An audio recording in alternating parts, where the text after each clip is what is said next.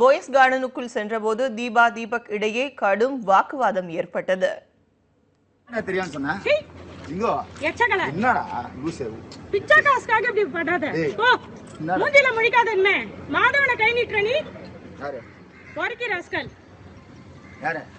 Chennai boys கார்டனில் தீபக் தீபா இடையே கடும் மோதல் ஏற்பட்டது. அவர்களுக்கு இடையேயான வாக்குவாதத்தை இப்போது பார்க்கலாம்.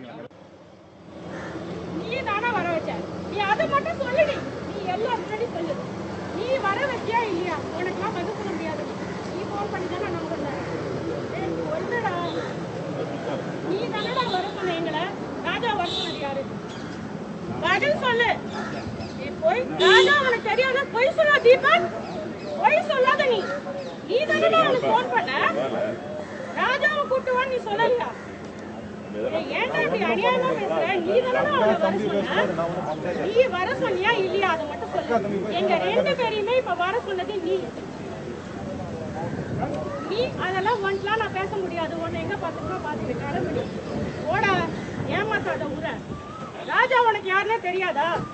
அழிஞ்சு போற நீ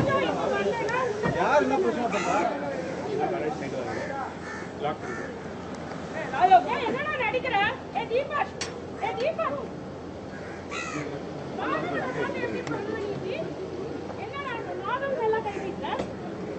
ராஜா இப்ப வரணும் அவனுக்கு ஏதோ ஆச்சுன்னா நீ தான் போயிட்ட.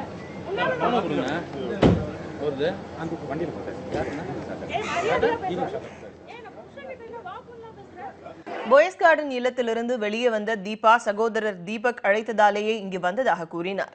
ஆனால் உள்ளே வைத்து தங்களை அவர்கள் தாக்கியதாகவும் தீபா குற்றம் சாட்டினார். தனது கணவருக்கு கொலை மிரட்டல் விடுத்ததாகவும் அவர் தெரிவித்தார்.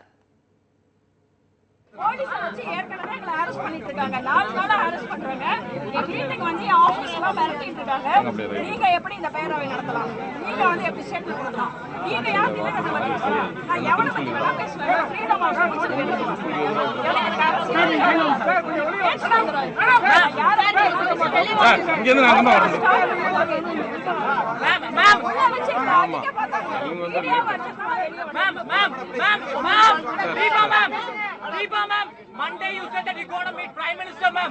I have asked for an appointment because I know that I'm under threat. We are all under threat. You are a kolla paakaranga. Jayalalithaa மரணத்திற்கு சசிகலாவின் குடும்பத்தினரே காரணம் என்றும் தீபா குற்றம் சாட்டினார். இது தொடர்பாக பிரதமர் நரேந்திர மோடியை சந்தித்து முறையிடப் போவதாக கூறிய தீபா தமிழக அரசை கலைக்க வேண்டும் என்றும் வலியுறுத்தினார்.